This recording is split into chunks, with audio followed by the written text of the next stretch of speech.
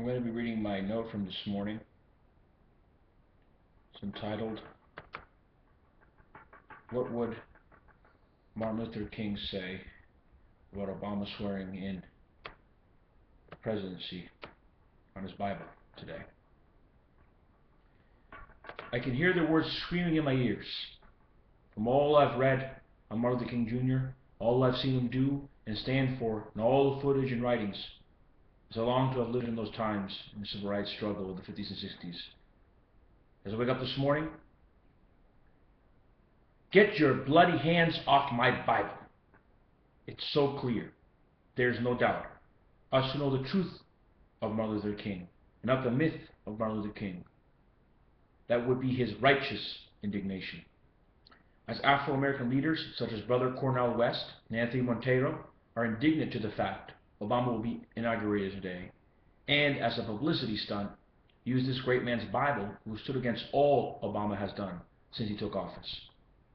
It is time for the people to stand up for a radical revolution of values, like that of Martin Luther King. It is time for us to say, it's enough. The worshippers of Obama, the cult of personality, need to know, when you're going to use Martin Luther King's legacy to justify your drone genocide and attack on the poor, you're going to have a problem with us. Obama needs to return his Nobel Peace Prize. To my brothers and sisters in the ghettos of America who have never heard of a drone and think Libya is a food, which is not to say that I know people in the ghetto who are actually educated, your ignorance only feeds the house slave who oppresses you in the White House. Listen to what Brother Malcolm said about house slaves. Remember, the field slaves were in the majority and were intelligent.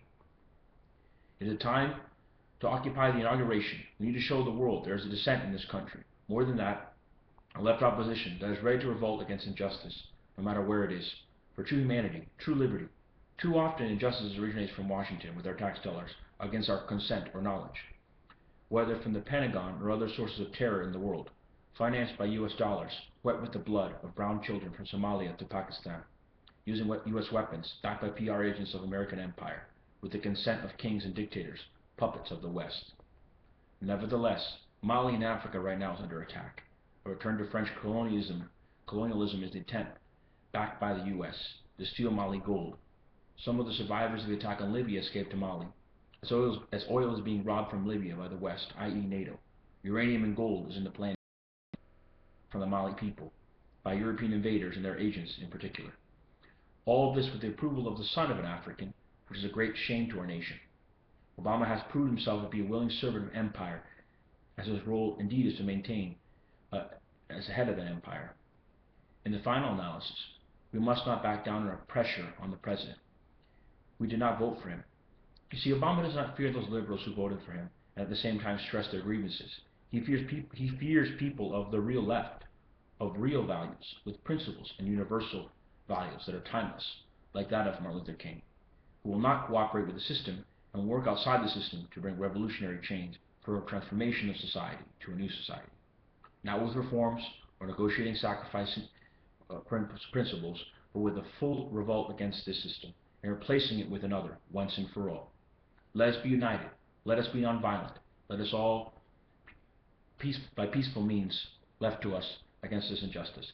This is not a democracy. This is hypocrisy. The youth, the poor, the so-called minority, we must unite and be heard. Let's fight for our rights. Let us be the voice of the voiceless. Down with corporate rule, down with the capitalist system. Thank you, friends and comrades.